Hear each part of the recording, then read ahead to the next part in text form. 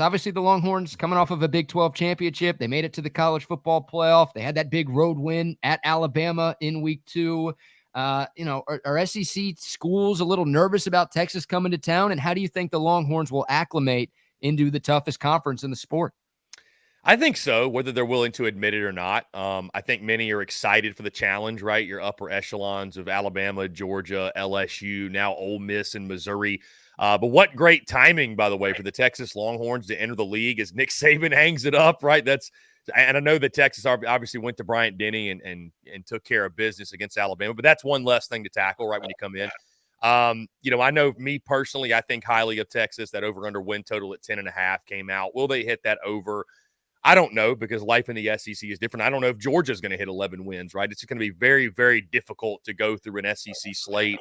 And then you factor in non-conference. Obviously, the Longhorns go to Michigan early in the season, which is going to be an incredible game. But I think they're going to be right up there at the top, guys. I think 12-team college football playoff. I think Texas is one of those teams.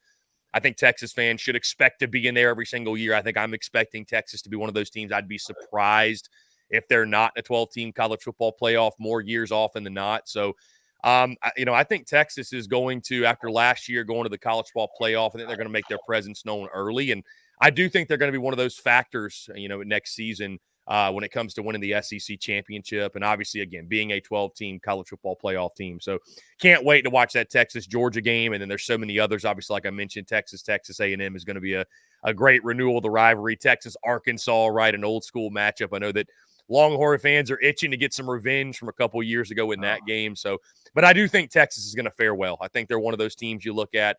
Love what they obviously have with Sark. He's one of the best in the business. Quinn Ewers returning at quarterback. What they did in the transfer portal, just picking apart Alabama's roster, ironically enough. I think the Longhorns are set up well to have a really successful season and, again, be one of the best in the SEC. Now, Chris, would you have felt that way if they didn't win the championship? I mean, I know I felt that way going into the season, during the middle of the season, whatever. I always said they had to get to the championship game in the Big 12 on their way out with the squad that they had last year. And, as I said, in championship games, anything can happen. But as time went on, it wasn't just getting to the championship game, but winning a Big 12 championship on their way out. Because I thought that if they didn't win the championship, they would come into the SEC as Mississippi State or Auburn or even Mississippi. I didn't think they were going to be any better than that if they would not have won the championship last year. And I think that it was an important year for Sark and for Texas fans to feel like they can go ahead and go through this gauntlet week in, week out, no matter who it is. It'll be difficult. So, but I didn't think it would be that way if they didn't win the championship last year. I thought, as I said, they would be the middle of the pack. They wouldn't be in the top 3 teams in the SEC, but middle of the pack, as I said.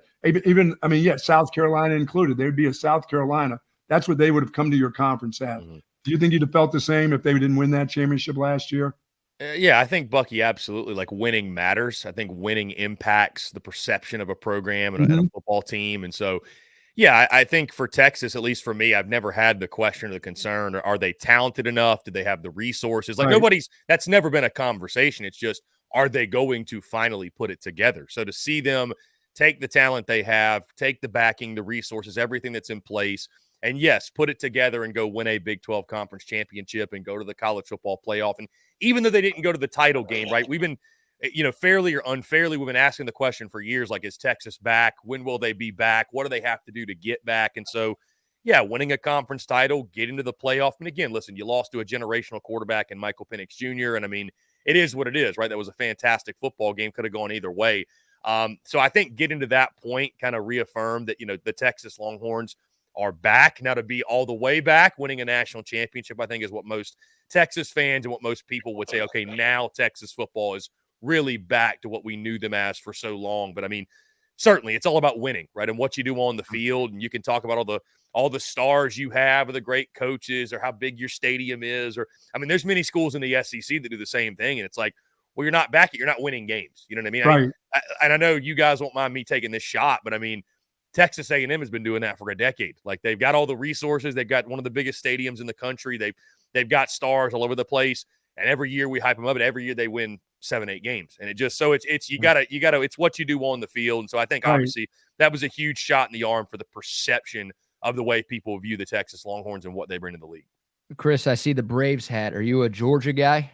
So I'm actually a South Carolina guy, ironically enough. So here's a little fun fact for you. SEC Unfiltered prior, a couple of months ago, actually. So I started back in 2017 as a South Carolina entity. That's what I dipped my toe in first. Born and raised a South Carolina guy. Covered the Gamecocks for independently, obviously, for about 6 years. And throughout the 2023 calendar year, really before that, I could go into the really long story, but it was always open to the idea of covering the entire SEC. And, the stars sort of aligned. And over the last year and a half, the gears were turning, and it came to a head actually middle of December this past calendar year. So I heard you saying whether you guys took the Unfiltered name or I did.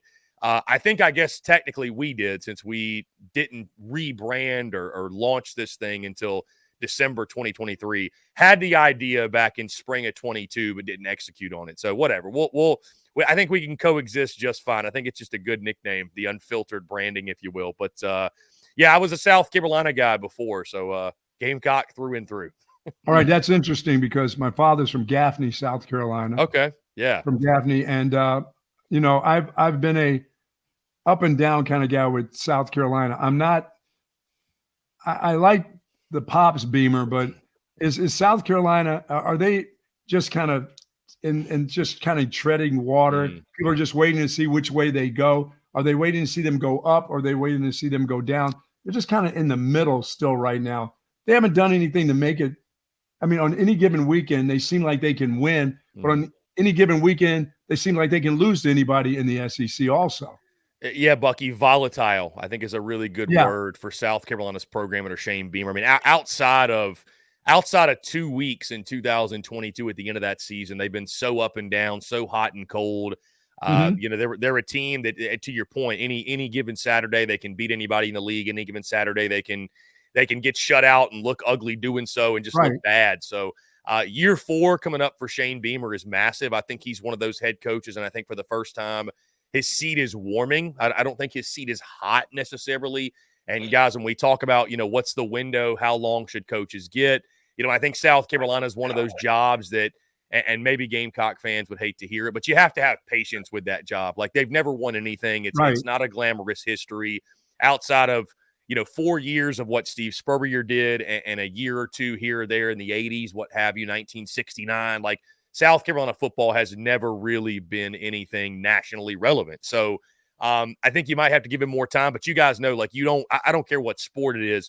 We were talking about this on Mississippi State baseball. Like, you don't survive back-to-back losing seasons more often than not. You just don't, especially 3 in a row, which is what I think Chris Lemonis in baseball, side note, will face for Mississippi State. But I mean, you miss a bowl game in 2023. You look at South Carolina's schedule, they've got, a brand new quarterback in Lenore Selge, highly talented, but brand new, got to replace Spencer Rattler, who I know you guys are very familiar with. If you miss a bowl game again, guys, I think all bets are off. I mean, I think they more than likely will bring him back, but the seat will be scorching going into year 5. So, and again, guys, with the pressures in the SEC, there's so much money. There's not a whole lot of patience to be had with that. So, to your point again, Bucky, I think you hit the nail on the head, man. I just think they've been a very, very volatile program. And I think you ask anybody around Columbia, what they want to find more than anything is consistency going into year 4 and beyond of his tenure there. And asking that, is that a great place to see a football game? You hear about all these wonderful places to go watch games. Can't wait to get to the big house. You go to Ohio State, you go to Notre Dame. But is Columbia someplace special? Is that a special place on Saturdays? Williams-Brice Stadium at night especially is one of the most electric atmospheres in college football. It is, and during the day it's still electric, don't get me wrong. And there's a lot of SEC schools that are like this, right? But I mean, a night game in Columbia, it's right up there, I think, with the best atmospheres in college football. When they get Sandstorm going, and especially if South Carolina doesn't have to be great. If the Gamecocks are just good enough to give the fan base real hope and excitement and anticipation for what's to come, I mean, that place gets rocking. So, yeah, I'd highly encourage checking out a game there. Yeah, Chris, we were talking about SEC coaches earlier and kind of where Steve Sarkisian fits amongst the best coaches in the SEC. But while we're talking hot seats a little bit, I mean, it feels like there are some coaches in this conference who are on scorching hot seats. We were talking most specifically about Florida and Arkansas, right? Two teams the Longhorns will play in 2024. Those games are kind of later in the season. Could you see a scenario at either or both of those schools where Billy Napier and or Sam Pittman get fired mid-season? Or do you think, both of those coaches and maybe everybody else in the league will at least get the full year to prove that they're the right guy at their spot? Yeah, BK, I could definitely see a scenario where one, if not both, are fired. Absolutely. Again, I think both are on boiling hot seats. I mean, when you're athletic director, let's start with Sam Pittman at Arkansas. When your AD has to come out and say, hey, just so you know, he's coming back next year. We're going to bring him back. That's basically a notice of, hey, you better win next year. And if you don't, you're gone. And I think it's going to be one of those things, though, if you fire Sam Pittman 4 or 5 games into the season, what did you learn about Sam Pittman in 4 or 5 games that you didn't already know? If you know, right? No. And what should be done eventually better be done now. It's best to just get it over with. The second the guy's not the guy, you're just delaying the inevitable. I like Sam Pittman. I think anybody you talk to, he's a great fit at Arkansas. He's an Arkansas guy. But, guys, isn't it funny how that stuff doesn't matter when you start losing? You know what I mean? Like, no coach is immune to the effects of losing. It doesn't matter how much goodwill you've built up, how much of a culture fit you are. It doesn't matter if you've got a statue of a hog in your backyard. Like, they don't care. You know what I mean? So I think certainly things can go sideways for him. And then Billy Napier, guys, I think that one's interesting because Scott Strickland, the athletic director there, is tied at the hip to Billy Napier. So if Billy Napier fails, he's going to be gone too, because ADs don't get a third swing at it when it comes to hiring a head football coach. The buyout's going to be, it's still going to be huge. And I think what's going to be fascinating with Florida, how many do they need to win for him to be back? Because, guys, I don't know if you've looked at that schedule. Florida may have the toughest schedule in college football history coming up. 11 Power 5 opponents. They've got Samford on the schedule. You can chalk up as a win. Literally every other game, in my opinion, at best, is a toss-up. In the non-conference, you've got Miami, UCF, who just picked up KJ Jefferson from Arkansas, and, of course, they've got Gus Malzahn, and then Florida State. And then you've got the SEC slate. I think their SEC opener against Texas A&M in Gainesville is going to be massive for them. I think that game is week 3 because that's one, guys, you have on your home field. Mike Elko is a first-year head coach, and I like Mike Elko. I think he's going to do good things in College Station, but it's a first-year head coach. You're Billy Napier in year 3. You cannot lose that game. You cannot. If you're going to get to a bowl game, that's one you have to have. So if you lose that one, especially if you lose to Miami, you come out of the gate 1-2, guys. I think it's just going to be a ticking time bomb, a matter of when, not if. So, yeah, to your point, BK, I think there's a decent possibility there that Texas will see neither Sam Pittman or Billy Napier, but it's going to be really interesting to see which one of those guys, if either one can make it, which one can make it or will make it to 2025. Chris, what did you, to your knowledge and folks around the SEC, of Nick Saban when it was time for him to leave, and the thoughts? Was this something that came up, in a matter of just weeks, or had he been contemplating this being his last year before it actually happens? And on top of that, how close was Alabama wanting to get to Steve Sarkisian and to be their next head coach? Well, Bucky, based off what I know now, it's one of those things where Nick Saban had been contemplating it throughout the month of December, and it wasn't a decision made on a whim. And I don't know if you guys heard, but it was interesting to think that he even said that, he had the meeting at 4:00, the players only meeting, the team meeting, whatever, to tell them. Said at 3:55, he was still kind of going back and forth, like, wow, I'm in the moment. Should I do this? Should I not? Like, it came down to that. And when you make a decision of that magnitude, of course, we've all been there, right, where you're kind of having those second doubts or second thoughts. But so, learning after the fact that he'd been contemplating for a while. I mean, guys, I had no idea, though. Ironically enough, like a day, literally the day before this happened, I went on a show with That SEC Podcast. Michael Bratton does a fantastic job, and we were talking about this, and he was asking me about, hey, is Nick Saban going to retire? When's he going to retire? Should he retire? What's your thoughts? I thought for sure Nick Saban would be back because of the team he was bringing back, right, because of the way their season ended. I thought he'd want to give at least one more crack at it with Jalen Milroe returning, right? And so, I mean, it took me by surprise. And you knew, and I said in that moment, that we're never going to see it coming when it happens. We're not necessarily going to expect it.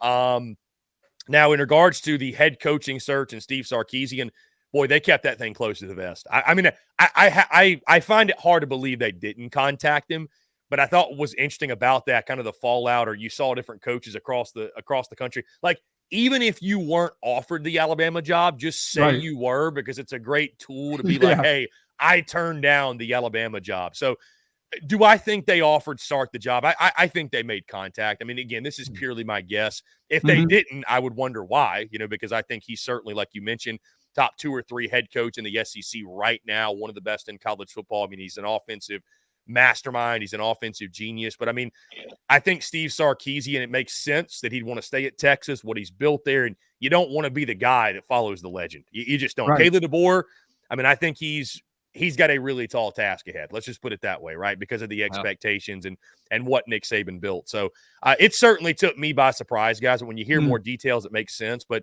certainly, man, thinking about college football, 12-team playoff, no Nick Saban, it's certainly uncharted waters. Yeah, absolutely. All right, Chris, my last football question. I want to get to some basketball and baseball thoughts if you have time this morning.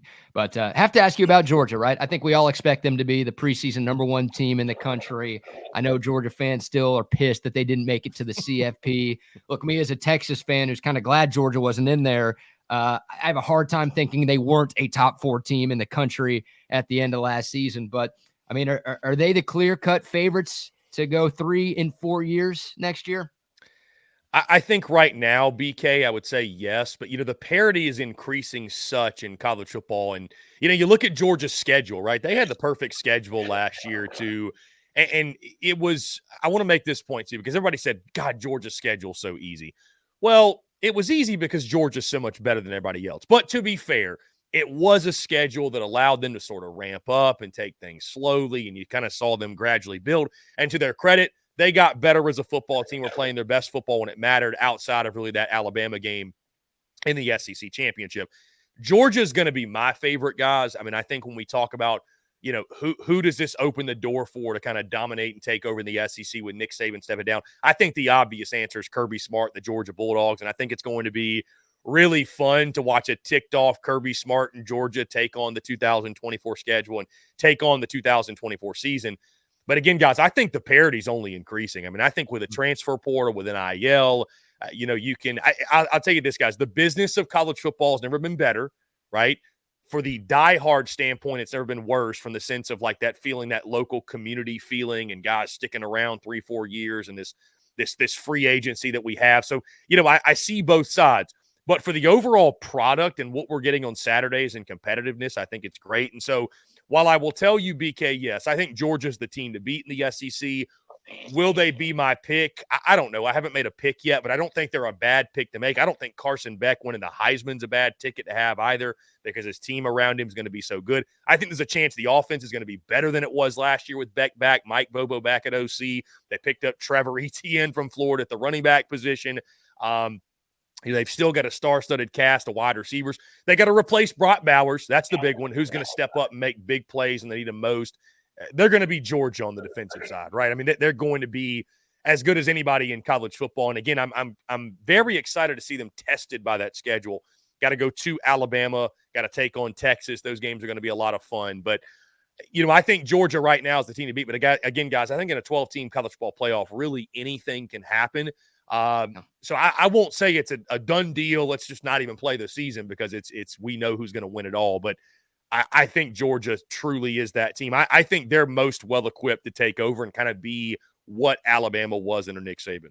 We kind of know exactly what Billy Napier is and what's going on with them. We've talked about him in Pittman. But what about Auburn football? I mean, why is that? What's the stagnation about Auburn football right now that it shouldn't be there? I mean, if Alabama is going to, I'm not saying they're going to take a step back with Nick Saban being gone. They will on a national level as the coaching part of it. But what is it about Auburn football right now that's just holding them back? I mean, is it coaching? Is it recruiting? Are they not getting the play? I mean, because they used to get all of the players too. If Alabama didn't get them, Auburn would get them before Georgia started making their move. Where is Auburn football right now? Well, I think Auburn football, Bucky, to your point, is a great example of what happens when you miss on a coaching hire and miss as badly as they did. I mean, the Brian Harsin era in Auburn, I mean, that's a dirty word there, saying the name Brian Harsin. It was just It was a Yeah. complete failed experiment. And I mean, he was just flat out the wrong guy. I'm actually bullish on Auburn moving forward. I know they had a tough year one. And I think Hugh Freeze, I go all the way back to SEC Media Days last year in which he pleaded with his fan base for patience. Hey, we're excited. We feel good about, be patient with us. We're still building this thing. And that told me, he liked some things about his football team, his football program, but obviously so early on, like, hey, we still got a long way to go. There's still holes to be fixed. Mhm. And I thought that's what you saw throughout the season. I love Hugh Freeze in that spot. This is a big year upcoming for them. But it's you saw the best of times, which was competing against Georgia. And, you could argue they should have beaten Alabama, that 4th and 31 that we'll never forget. Yes. You saw the worst of times, though. New Mexico State, the bowl game against Maryland, which, how much stock do you put in bowl games? But then you look at the recruiting guys, what they're doing in the portal, but especially recruiting Cam Coleman, the 5-star wide receiver.